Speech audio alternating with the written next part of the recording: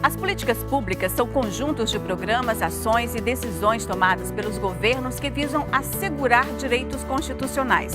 Tem como objetivo promover o bem-estar social, contemplando a qualidade de vida como um todo. Mas você sabe como elas funcionam e qual a importância dessas ações na luta por equidade e respeito?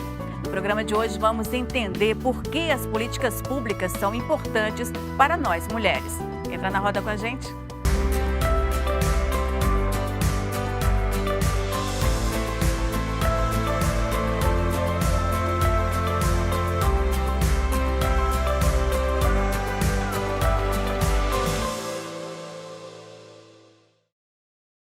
Sim, eu estou tão cansada, mas não pra dizer que eu não acredito mais em você. Minhas calças vermelhas e meu casaco de general cheio de anéis, eu vou descendo por todas as ruas. Canto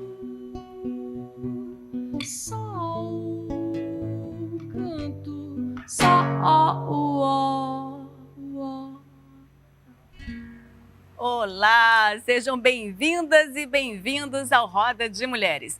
Políticas públicas é a nossa pauta de hoje. E para falar sobre o assunto, estamos recebendo a coordenadora da Casa da Mulher Brasileira, Daciane Barreto, Marti Silva, coordenadora especial de Políticas Públicas para a Igualdade Racial da CEPIR, Kalina Gondim, educadora e pesquisadora, e essa voz belíssima que vocês ouviram agora no início do programa, que é Alice Brasil. Sejam todas muito bem-vindas. É um prazer grande ter vocês aqui. Meninas, essa questão das políticas públicas para mulheres é algo recente, né? E a Daciane e a Marti fizeram parte desse processo, dessa luta, que foi uma luta das feministas. Eu gostaria que a gente começasse falando sobre esse início. Como foi isso lá atrás, num período onde as mulheres tinham medo de lutar pelos seus direitos? O que existia na época em termos de direitos da mulher? Eu acho interessante a gente falar sobre políticas públicas para nós mulheres, né? É um tema hoje, não só hoje, mas sempre foi e será um tema extremamente importante.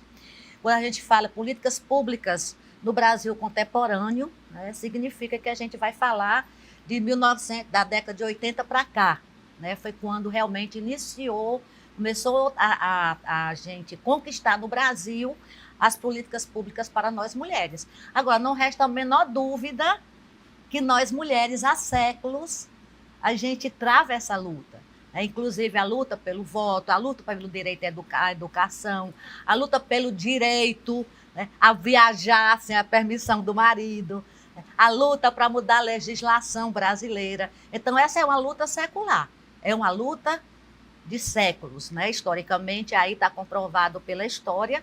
E no Brasil contemporâneo, de fato, a partir da nossa participação organizada nos movimentos feministas, nos movimentos de mulheres, fizemos uma aliança com todas as forças populares e democráticas aqui no Brasil, na década de 80, que nós lutávamos por direitos, como continuamos ainda, e também por liberdade no Brasil, ou seja, o fim da ditadura militar, né? Então, essa luta imbricada com as duas questões extremamente importantes marcou o início agora do Brasil contemporâneo, quando nós realmente garantimos várias conquistas, vários direitos, principalmente com relação à mudança da legislação, né? Isso, claro que nós temos ainda desafios hercúleos a serem enfrentados e a serem vencidos.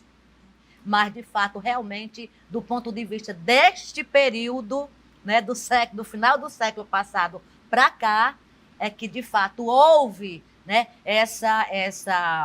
esse aumento, eu vou dizer, de fato, a nível nacional, em todos os rincões aqui do nosso país.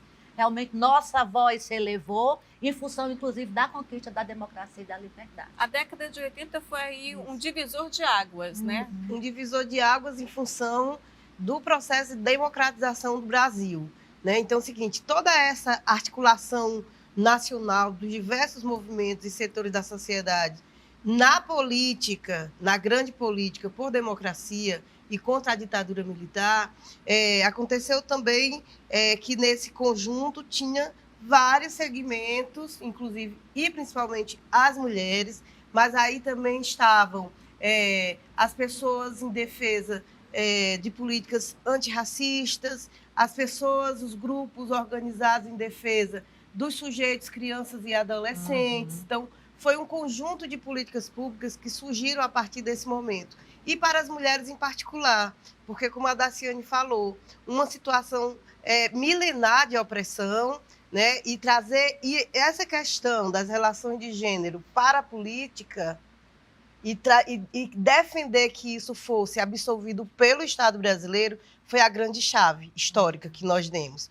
Porque a questão da violência, né?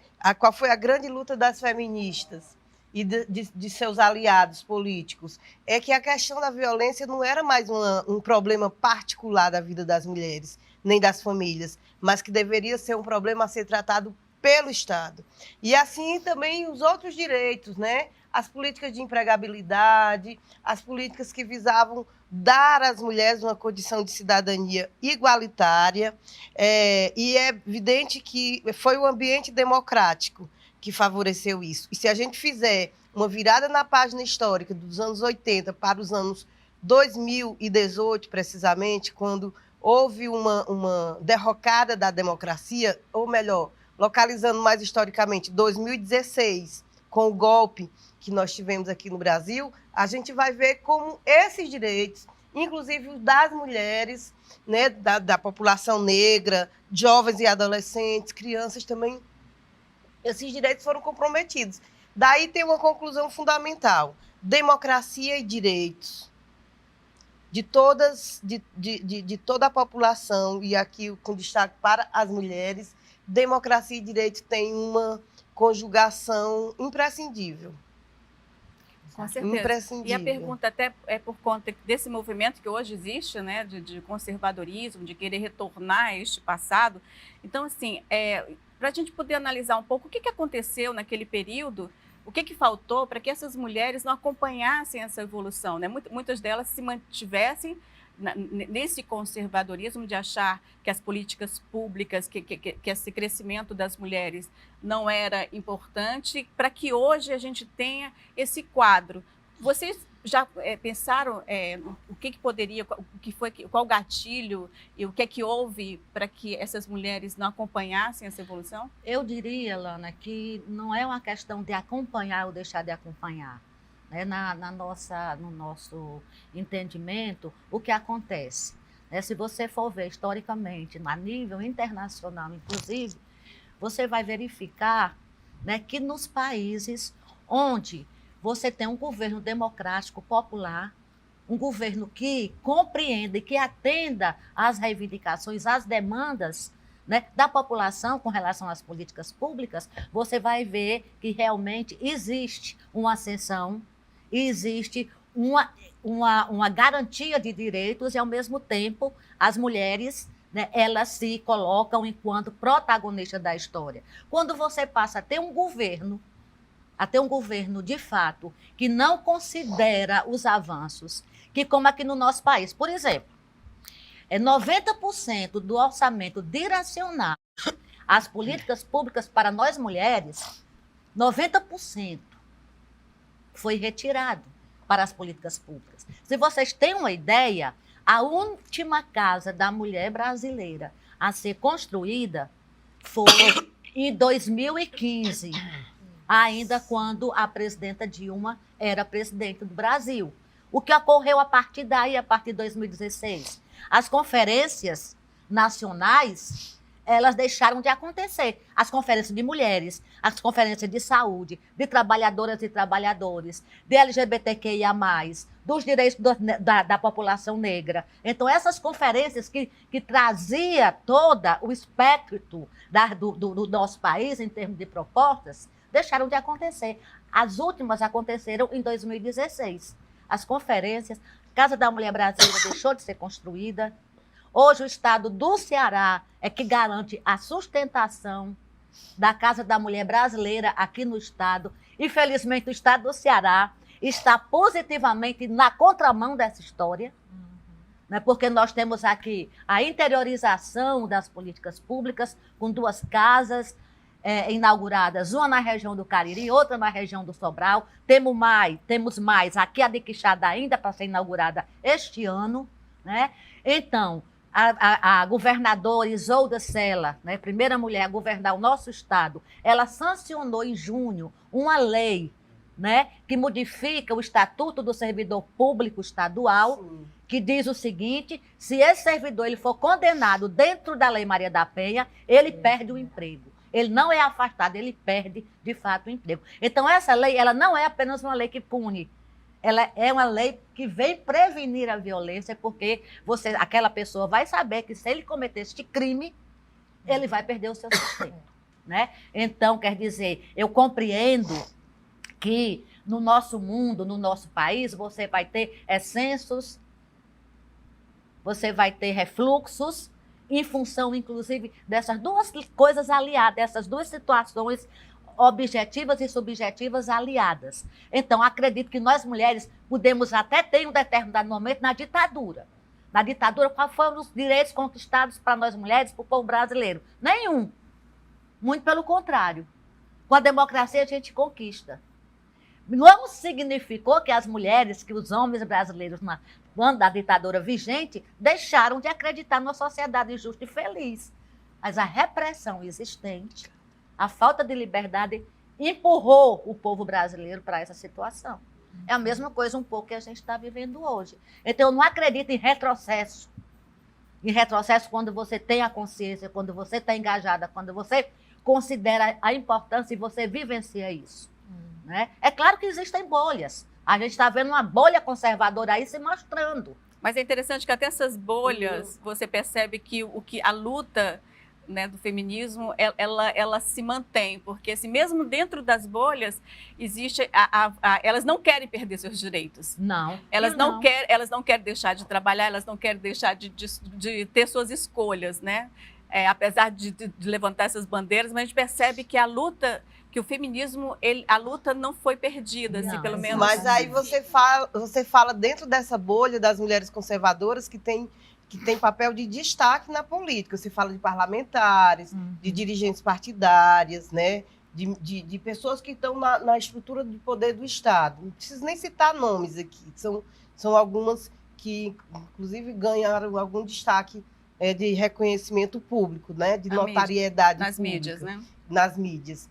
Mas o seguinte, a repercussão desses conservadorismos sobre a vida das mulheres é absolutamente negativa. Você veja bem que hoje há um discurso de impedimento da educação sexual nas escolas. Isso é ruim para as mulheres, porque deixam as meninas desprotegidas de informação e deixa as meninas vulneráveis aos abusos e aos assédios sexuais. Há um discurso que favorece a retirada das mulheres do mercado de trabalho, com a ideia de um retorno ao lar, a mulher dona de casa, a educação doméstica, a educação em casa, né?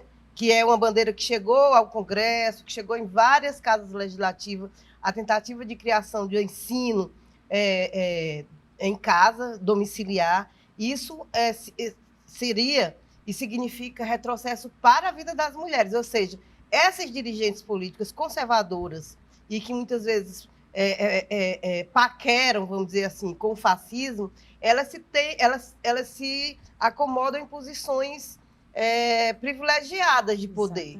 Mas o que elas fazem, o que elas defendem, é a negação de toda a conquista de direito para o conjunto das mulheres. Aí já entra a pergunta que eu faço aqui para a roda, né? Porque nós sempre pedimos que as mulheres elas entrassem na política, mais mulheres é sempre importante. E tivemos agora nessas eleições um aumento, aí acho que em torno de 18% do número de mulheres eleitas. Mas tem um porém, né, que assim, boa parte dessas mulheres, elas são tidas como conservadoras e desse movimento, né, dessa bolha, desse conservadorismo que tomou conta não só do país, né, mas acho que é mundial. Eu gostaria que vocês avaliassem isso. Como é que vocês enxergam esse aumento e nas questões das políticas públicas, como é que isso vai influenciar? Eu observo assim, Lana, só pegando o gancho com o que a Daciane falou, ela falou de algumas medidas que a governadora implementou aqui com questão da exoneração de funcionários públicos, né, envolvidos com questão de violência contra as mulheres. E mais recentemente, agora em outubro, ela fez a abertura de um concurso público para a Polícia Militar, para oficiais, e ela destinou da quantidade de vagas 15% para as mulheres, né? Então, a gente vê que a nível local está tendo avanço. E uma outra questão é que a gente tem que lutar para a formação de pactos e de agendas, né, que consigam ter uma temporalidade mais esticada, que não fique circunscrita a determinado governo, né? Que seja uma política de Estado, que a pessoa, que uma política depois de avaliada, né, e que ela mostre que ela teve um impacto social relevante na vida das mulheres, que ela tem uma continuidade. Porque sempre as mulheres elas serão reféns de um grupo A ou B que está no poder.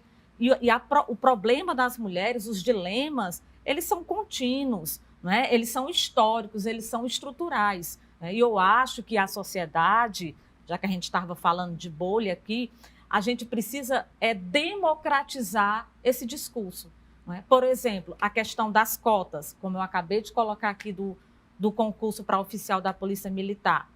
Essas mulheres, né, a gente espera que elas sofram algum tipo de estigmatização, de preconceito. Por quê? Porque nós já temos exemplos passados dos alunos cotistas, como eles foram recebidos nas universidades públicas, né? Exatamente. Só que o que é que acontece? A gente tem que olhar para outros aspectos, né? É a sensibilização, é a conscientização. Por quê? Porque a mulher, dentro dessas instituições, né, é que ela vai se defrontar com o machismo estrutural, né? É uma questão de democratizar o poder, democratizar as instituições. Como é que você vê essa renovação do Congresso? Você acha que vai dificultar ou que vai melhorar essa luta?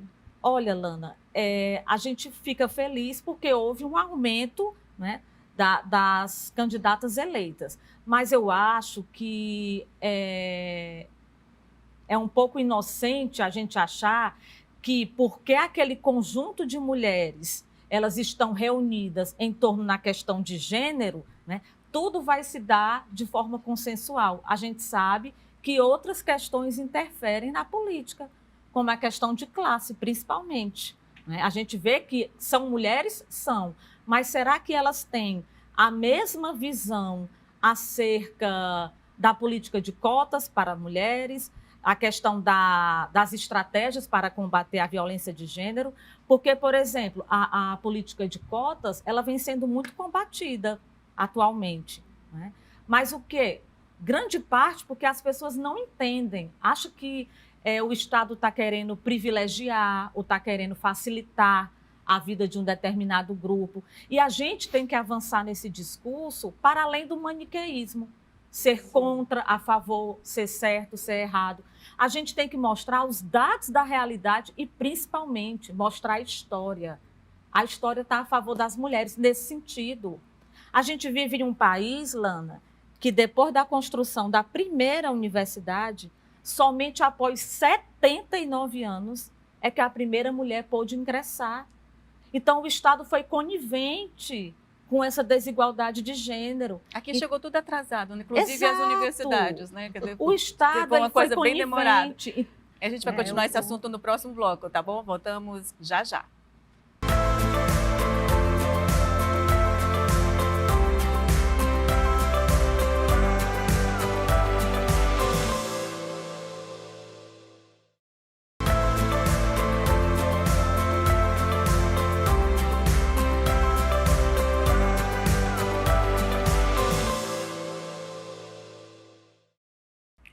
Estamos de volta e o nosso assunto de hoje são as políticas públicas para mulheres.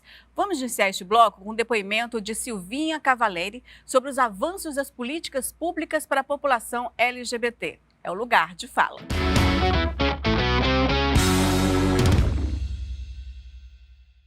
As políticas públicas para as mulheres no Ceará acompanham os avanços das políticas para lésbicas, gays, bissexuais, travestis e transexuais, principalmente garantindo o reconhecimento dessas identidades de gênero e orientações sexuais em todos os serviços públicos. Na Constituição do Ceará está o compromisso com a defesa de todas as orientações sexuais, é garantido pela Lei do Nome Social, o respeito ao nome social de travestis e transexuais nos serviços públicos e privados no estado do Ceará.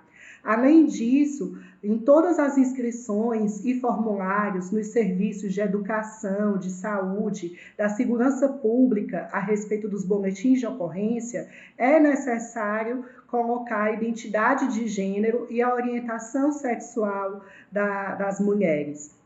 Também nos nossos equipamentos da política de mulheres, como a Casa da Mulher Brasileira do Ceará, a Casa da Mulher Cearense do Cariri e a Casa da Mulher Cearense de Sobral, acolhem as mulheres trans, travestis e também lésbicas, bissexuais e transexuais. E também todas as 10 delegacias de defesa da mulher nos casos de violência doméstica e familiar, e violência sexual independente do sujeito ativo do delito. Também existe uma parceria entre a Coordenadoria Especial de Políticas Públicas para LGBT e a Coordenadoria de Mulheres para que os ônibus lilás, que são unidades móveis de atendimento às mulheres em situação de violência do interior do Estado, levem ambos os técnicos dessas políticas para falar sobre os direitos de ambas as populações. Muito bem, importantíssimo isso, né? E a Casa da Mulher, ela tem um papel... Sim. A Casa da Mulher Brasileira, aqui no estado do Ceará, ela cumpre um papel que veio revolucionar o atendimento às mulheres em situação de violência aqui no nosso estado. Em 4 anos e 4 meses de funcionamento, nós realizamos 154 mil atendimentos. Quem procura a Casa da Mulher Brasileira? Todas as mulheres, mulheres cis, mulheres trans, mulheres travestis, né? Todas as mulheres que nos procuram. De todas as classes sociais. Todas as classes sociais, todas as raças, todos os níveis de alfabetização. Todos os credos. Né? Todos os credos, todas e não credos. Né? Então, quer dizer, é um equipamento que no seu nascedouro, ela realmente vem com essa proposta de que principais objetivos: acabar com a revitimização e acabar com a via crucis. E eu acho sempre importantíssimo dizer que esse projeto, Mulher Viver Sem Violência, onde inclusive estão contidas as unidades móveis, é uma iniciativa da presidenta Dilma em 2013. Né? Então, quer dizer, isso aí mudou a visão, mudou a forma de atender, mudou a forma de como você compreende o atendimento. Diria que revolucionou, né? Revolucionou, sim. Aí você me pergunta, poxa, 154 mil atendimentos em 4 anos e poucos meses. Isso significa o quê? Claro, significa que a violência é algo real, concreto, não é mimimi. Não é. É doloroso você atender, né, o conjunto da casa atender fazer quase 100 atendimentos por dia. É doloroso. Isso é um fato. O outro fato, porém, é de que nós sabemos que essa quantidade de atendimentos também corresponde à mudança, inclusive, né, de perspectiva das mulheres com relação ao atendimento.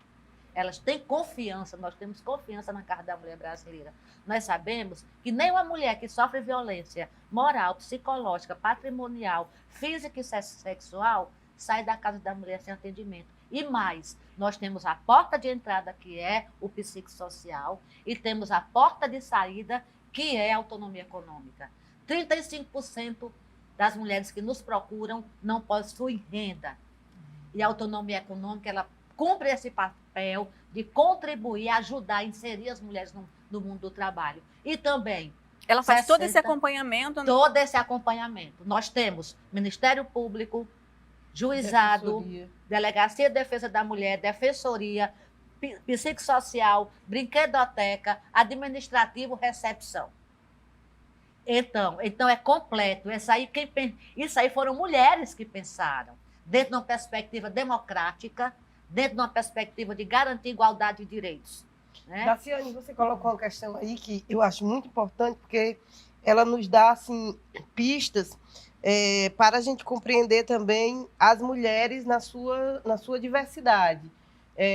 Claro que a violência ela vai atingir as mulheres de todas as classes, de todos os níveis de escolaridade, de todos os espaços da cidade e do estado, sim, mas ela também nos dá a chave para compreender a posição de classe das mulheres mais pobres, como a violência afeta essas mulheres que não têm renda, ou que têm subrenda, ou que têm emprego inseguro, né, informal, e de como também, que eu tive a oportunidade de ver os dados da Casa da Mulher Brasileira, de como a violência atinge as mulheres negras, ou seja, há uma conjugação do elemento pobreza e do elemento raça que agrava a condição de subordinação das mulheres e da questão da violência. Você concorda?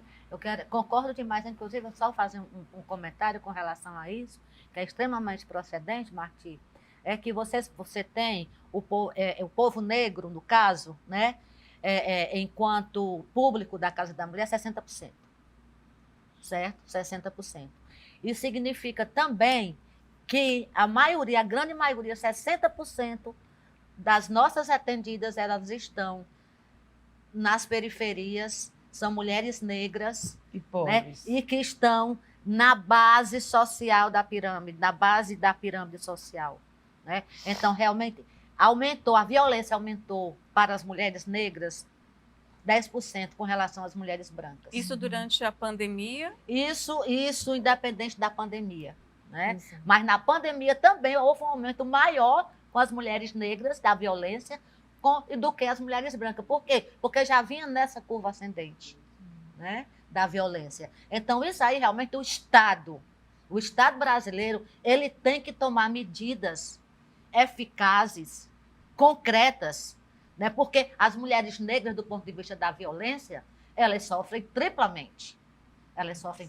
Então, isso aí é mais uma chaga social que o Estado brasileiro tem que realmente responder, e responder com responsabilidade, certo? Com relação a essa dívida que o Estado brasileiro tem com as mulheres, e principalmente com as mulheres negras e pobres.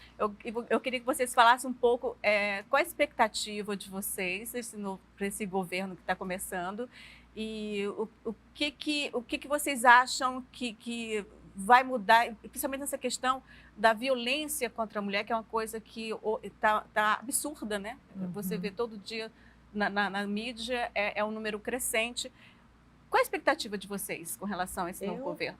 Tenho boas expectativas. Eu espero esse novo governo ele vai ter um imenso desafio, porque muitas políticas, não apenas voltadas à violência contra as mulheres, mas políticas no campo da educação, da saúde, elas foram abandonadas, né? Elas não tiveram um orçamento previsto, né? Pessoas, por exemplo, você vê na pasta do MEC, quase todo mês era uma pessoa diferente, um ministro, né? Então, houve uma desarticulação muito importante. Então, eu espero que o próximo governo ele consiga rearticular, porque na fala da Daciane, da Marti, a gente viu, assim, quem é que sofre mais violência? É de uma determinada classe, é de uma determinada raça, mas também tem um outro dado, o nível de escolaridade. Sim. As mulheres com menor nível de escolaridade são mais propensas a sofrer a violência. O que vocês acham que é o maior desafio desse novo governo? Então, é articular essas políticas, porque uma ela tem interferência na outra. Né? Você mostra assim, ela colocou um dado, as mulheres que não têm renda. Né? A gente também não pode apontar soluções mágicas. Qual é a solução mágica desse tempo que a gente está vivendo agora? O empreendedorismo. Não estou falando que o acesso ao crédito e ao empreender não seja importante para as mulheres, né? O acesso ao crédito é uma luta, né? Um pilar da luta. Mas a gente tem que ver que a mulher, ela não é só a questão do acesso a uma renda, né? Tem que ter o quê? O direito à educação para a mulher, o acesso à creche, para ela ter onde deixar as crianças A moradia, e poder estudar, trabalhar. Tem a questão da saúde, né? A gente vê que todo mês de outubro tem toda essa campanha da sociedade, né? A questão do diagnóstico do câncer de mama. Mas muitas mulheres relatam que chegam aos hospitais e não têm aparelho para fazer a mamografia, né? Então, é um conjunto de ações, né? E uma política que seja de Estado, né? Que tenha... O Lula falou que vai investir muito nessa questão também da alimentação. Isso. Né? Que ele fala muito que quer que as pessoas elas tenham pelo menos as principais segurança alimentar. A segurança alimentar. É um grande desafio, talvez o primeiro dele seja realmente o combate à fome. Ele já disse, né? As medidas iniciais todas, por isso o esforço para garantir o retorno do Bolsa Família com valor significativo, com acréscimo para famílias com crianças. Mas é um desafio grandioso, porque o país foi todo desmontado. E o outro grande desafio é o diálogo com a sociedade, porque esses acontecimentos, esses eventos da violência, que não são eventos isolados, né? Esse fenômeno histórico do racismo, da violência contra as mulheres, do machismo, né? Do tratamento incrivelmente violento que se dá às crianças, que também são sujeitos nos quais a gente tem que pensar, porque é da infância que vão surgir as mulheres e os homens, né, na sua condição de cidadã, de saber de como é que essas pessoas estão sendo construídas, né, se é sob a égide da violência ou da liberdade. Então, é o seguinte, o grande desafio dessa nova quadra política que nós vamos ter é a disputa dentro da sociedade civil por uma compreensão de sociedade que seja democrática, porque democracia não se faz apenas na política, democracia se faz também nas relações interpessoais, nas famílias, nas relações de gênero, nas relações interraciais. É a questão do respeito aos direitos, porque não basta estar na lei, nossa Constituição é maravilhosa, e assim mesmo ela paulatinamente ela é desrespeitada, o direito às políticas públicas, os direitos, as garantias fundamentais, o principal deles a dignidade da pessoa humana. Está na lei, mas nem sempre a gente consegue essa garantia como prática cotidiana da nossa sociedade. Então, acho que um dos grandes desafios do governo Lula, que eu acho que parte da sociedade que tem essa compreensão de Estado democrático de direito, de uma sociedade igualitária, é trazer para si essa disputa. Outra coisa. Nós precisamos disputar ideias. Outra coisa, assim, sobre a cultura. A gente não tinha Sobre uma a pasta, cultura. né? Eu preciso citar essa arte. porque a gente ficou velado por um bom tempo. E eu acho que isso, com certeza, afeta na linguagem, no comportamento da sociedade. Muito Então, importante. isso vedou olhos de pessoas, porque os artistas eles vêm para tirar, né?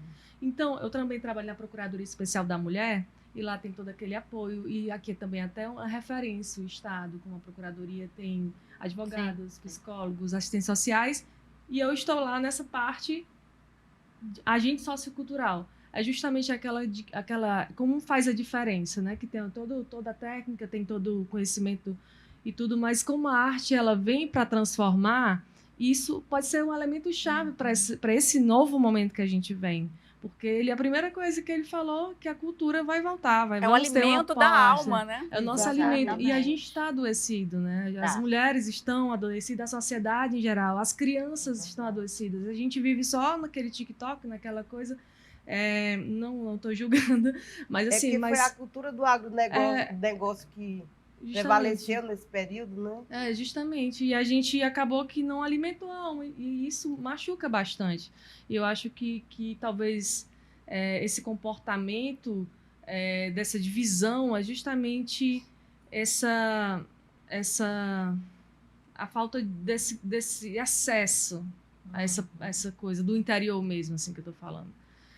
todas isso são fundamentais, assim, mas eu acredito que a empatia que a cultura traz, isso pode ser transformador. E eu acho que é o grande diferencial, o maior, assim, que pode ser um elemento para dar alma a um governo. Assim. Existe essa questão do alimento, da alma, que a arte ela é muito isso. Mas as pessoas têm também que acabar com essa ideia de que a arte ela não dá lucro.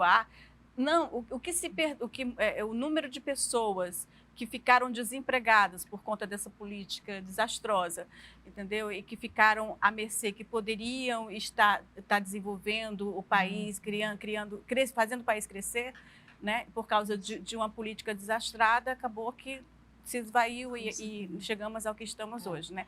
Mas isto é um passado, inclusive outra política pública, que são as cotas, que vocês citaram aqui bastante, que é muito importante no enfrentamento ao racismo. É um assunto que a gente vai falar no próximo bloco. Voltamos já já.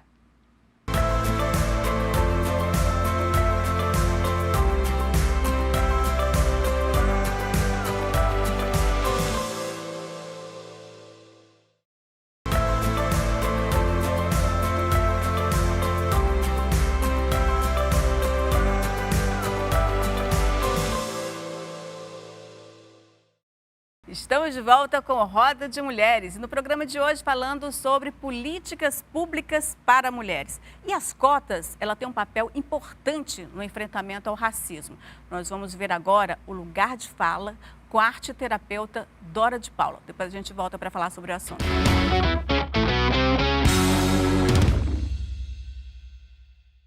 Na minha pesquisa de mestrado, eu entrevistei 15 meninas jovens negras que ingressaram pelo primeiro vestibular por cotas na UNB. Essas 15 meninas, na sua maioria, ou quase todas, eu tenho a impressão que todas, foram filhas de mães que foram abandonadas pelos maridos e então essas mulheres educaram as filhas durante toda a vida para ter uma trajetória diferente da delas.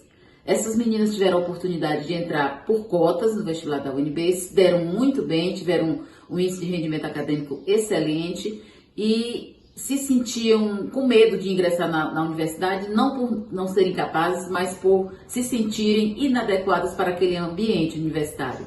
Elas preferiram optar por cursos de baixo prestígio, ditos de baixo prestígio, como história, pedagogia, letras, serviço social, preferiam esses cursos a entrarem num curso de medicina, por exemplo, direito, arquitetura, psicologia, etc., engenharia.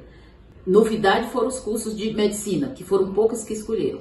Mas essas meninas, elas afirmaram que foi muito positivo entrar na universidade para que as filhas delas não tivessem o mesmo percurso, como escolhessem profissões como empregada doméstica, ou feirantes, ou manicures e pedicures, não por serem profissões inferiores, mas porque a sociedade mesmo não valoriza. E outra coisa importante é que essas meninas apontaram um universo diferente, uma perspectiva diferente para as filhas também, para que as filhas tivessem uma referência diferente, mas com uma perspectiva bem melhor do que a delas, porque essas meninas agora vão poder estudar. Então, eu acredito, e não só acredito, como as pesquisas revelam que as cotas raciais figuram dentro das ações afirmativas como uma das mais polêmicas, mas também uma das mais eficazes no combate às desigualdades. Então, eu diria que transformadora, né? Ela conseguiu transformar a nossa sociedade. O que vocês pensam a respeito? Ainda não conseguiu transformar, mas aponta para, né? As cotas, na verdade, são medidas reparatórias de processo de exclusão absoluta da população negra, no acesso à educação e no acesso ao mundo do trabalho com segurança e qualidade. Então, essas cotas, elas procuram garantir o acesso à educação superior, né? E a polêmica é sempre, a gente vai antecipar aqui a polêmica. Os anticotistas, eles sempre dizem, por que não reforçar o ensino fundamental e médio? Porque o ensino fundamental e médio devem ser reforçados na inteireza da política de educação, não para oportunizar a população negra como se fosse suficiente, né? O acesso à educação superior é uma forma da gente mitigar os efeitos do racismo institucional, que significa que menos médicos negros, menos engenheiros, menos advogados e advogadas, menos professores e professoras de ensino superior e menos pesquisadores de alto nível da pesquisa científica. Então, é o seguinte, as cotas, elas procuram dar esse equilíbrio populacional, sendo a população negra a majoritária, quantitativamente falando, né, mas a minoritária nesses ambientes de produção de conhecimento e de poder. Então, as cotas, elas apontam para elas têm uma função transformadora, mas elas ainda não completaram o seu ciclo, embora a gente continue defendendo que as cotas precisam ser temporárias. Nós chegamos na primeira década. Mesmo assim, as cotas ainda não cumpriram o papel de fazer justiça social de acesso à educação. Porque ainda há um atrelamento muito forte da população negra com a pobreza. Assim como a questão de gênero amarra as mulheres pobres, as questões raciais amarram as pessoas negras no empobrecimento, na pobreza e no empobrecimento, porque se não há estudo, se não há emprego seguro, não há mobilidade social, né? Exato. E a mobilidade social ela é necessária para que as pessoas e essa dívida aumente a sua qualidade material de existência. Não é para ficar rica, não, que a gente está falando. Dignidade. Porque o capitalismo nem permite que só uma minoria absoluta fique rica. Mas é que aumente a qualidade Aliás, material o capitalismo de ele existência. gera pobreza. De comer bem, morar bem, ter acesso à cultura, ter acesso ao conhecimento, ter acesso à possibilidade de viagens, ou seja, conforto, né? É mais do que comer. É ter dignidade. Outra ter coisa, dignidade. né? Eu acho que quando você coloca, Lana, a questão dos grandes desafios aí, né? Para o próximo governo, para o governo Lula, são grandes, né? Inclusive, essa questão do enfrentamento ao racismo, eu acho que também é um dos enormes. Importantíssimo. Agora, sabe que eu acho que nós temos um trunfo muito importante, que é exatamente que se conseguiu unir o campo democrático, né? Unir todinho, você vê que você tem uma composição, né, extremamente diversa. Gente, eu achei isso tão maravilhoso. Eu achei assim, pela primeira vez, você entende o verdadeiro sentido do que é democracia. Isso, eu me arrepio toda, mas é porque assim, é uma coisa assim, eu fiquei muito encantada com esse processo. Eu não sei, eu gostaria até de ouvir a opinião de vocês. Da composição, a diversidade, né? porque são polos diferentes. E no Brasil hoje, ou você, né, desenvolve realmente um programa de governo, e onde neste programa estejam contidas, né, as mais variadas concepções políticas, ideológicas. Claro que você não pode, inclusive, dentro disso aí, colocar algumas concepções que hoje, inclusive, faz parte de um delírio coletivo aqui, infelizmente, aqui no nosso país, né? Mas essas condições objetivas que foram criadas, né, para que realmente o novo governo, com homens e mulheres, né, inclusive a própria compromisso do Lula, né, de garantir que realmente tenha negros, tenham mulheres, tenham negras, índios, né, população LGBTQIA+. Então, a cultura, resgatar o Ministério da Cultura, que a cultura aqui no Brasil, nesse período, infelizmente, ela ficou invisível. Totalmente invisível. Então, quer dizer, são desafios, são muitos. Essa questão do enfrentamento ao racismo tem que ser prioridade. Essa questão da violência contra a mulher também é outra coisa que é uma mácula, é uma coisa muito grave na nossa sociedade. E outra coisa, né, desculpa, só para eu não... que eu me lembrei aqui de algo. Quando se fez, né, quando se sancionou, acho que foi o governo Dilma, ou foi Lula, não estou lembrada, a lei da empregada doméstica, né? Sim, a elite, foi no governo da Dilma. A elite toda, né, se oriçou. Agora, gente, aí diz assim, mas as mulheres, né, que trabalham, as mulheres empregadas domésticas, a maioria são negras. Mas aí a hipocrisia das classes dominantes é tão grande que diz, não, ela é da família. É tão da família que basta um tiquinho de direito para já não ser mais da família, para ser já uma inimiga de classe. Exatamente. É. Então, realmente, né, nós temos um grande desafio.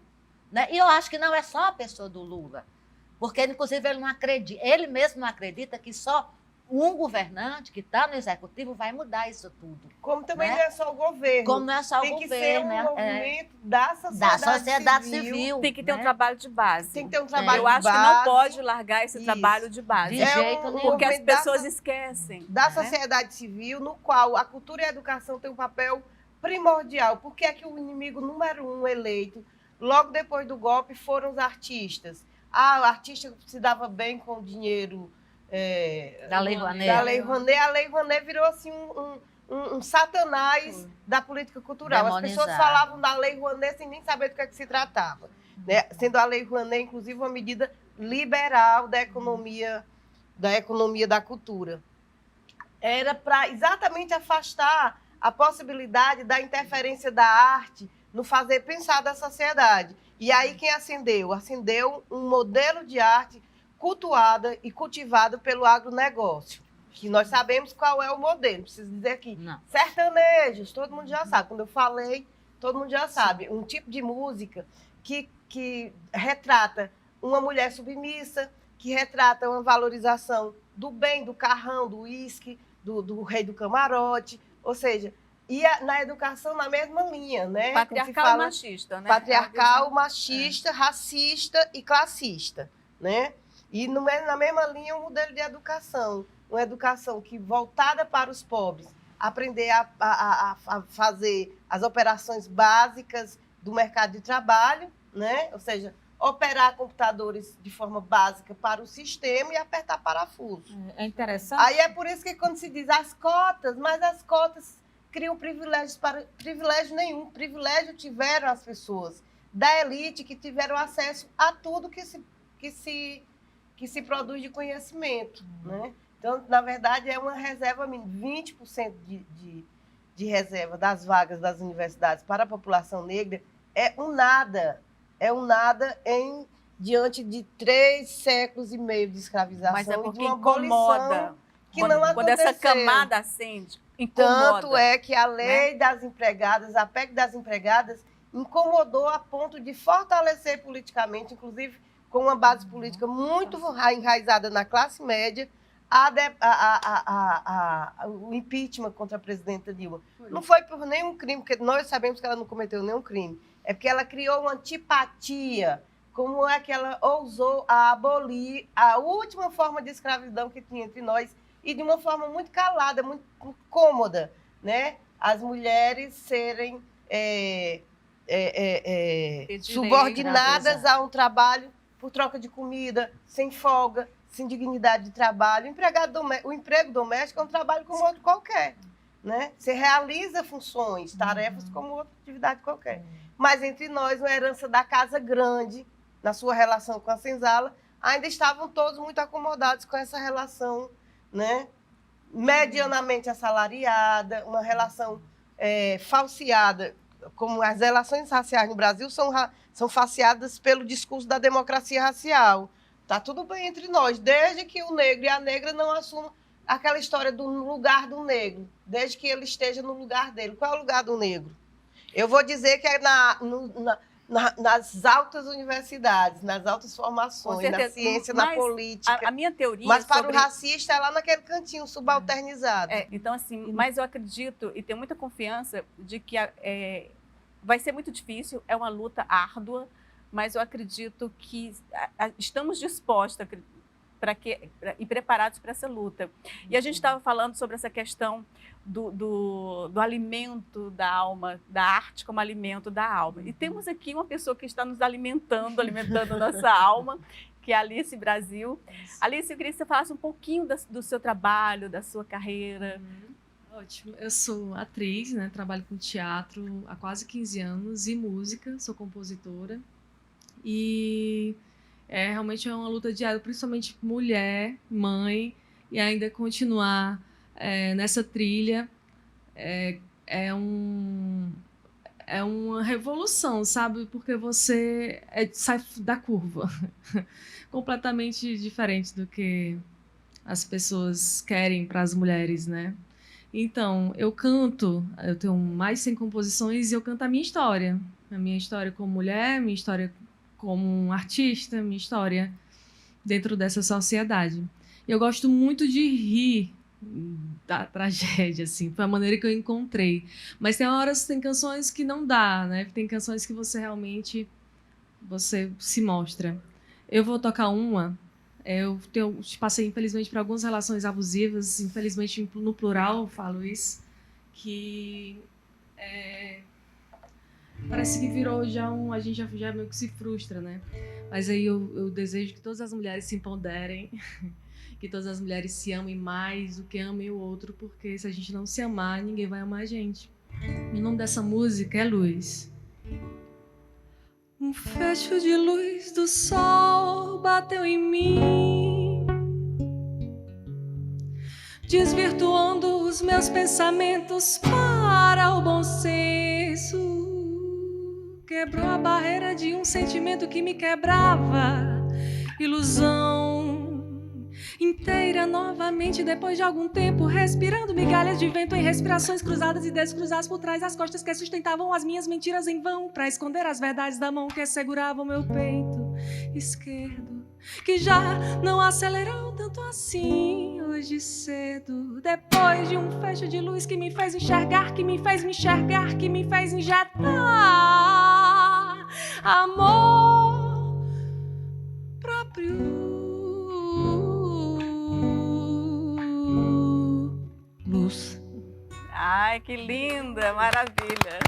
Muito legal. Obrigada. Essa aqui é meu lado B, né? Mas normalmente eu não me mostro assim, né? A gente... Como é que você tem como... Eu tenho um CD que tá no Spotify, em todas as plataformas. Essa música, inclusive, não tá gravada, vai ser pro próximo. Vou tocar depois outra do CD. E o nome do CD é Me Abracem, que é uma luta pela vida, assim.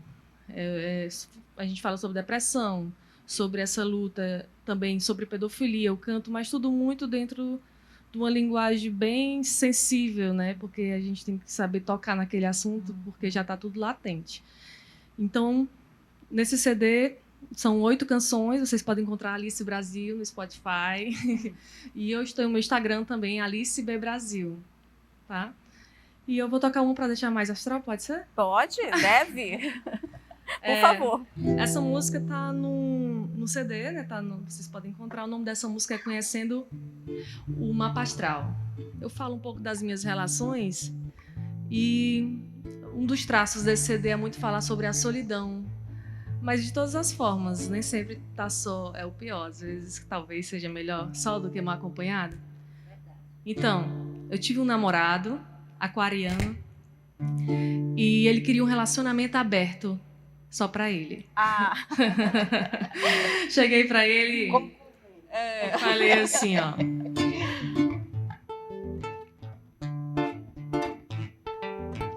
O aquariano sem noção, sou do signo de leão, tenho orgulho agolho, tenho orgulho agolho. Eu cheguei à conclusão, é melhor ficar só, é melhor ficar. Eu conheci um escorpião, depois dizem que sou fogo, o peixe não chore não, mas que venga el toro. Eu tenho um câncer no peito e conheci o gêmeo bom, mas eu fico sem jeito quando estou sem Libra. E de virgem eu corro para os ares, o Sagitário já me convidou, o Capricórnio não deixou. É melhor ficar só, é melhor ficar. Tem orgulho, orgulho, tem orgulho, lhogó. Lhó. Aprenderam? Espero que vocês Muito aprendam. bem. Obrigada. Muito bem, maravilhoso, Obrigada. Alice. Obrigada. Gente, infelizmente, nosso tempinho está acabando. Mas antes de terminar, Alice, eu gostaria que você encerrasse com a música sua, agradecendo mais uma vez, agradecendo a você que nos acompanhou até agora. A gente volta na próxima semana. Até lá.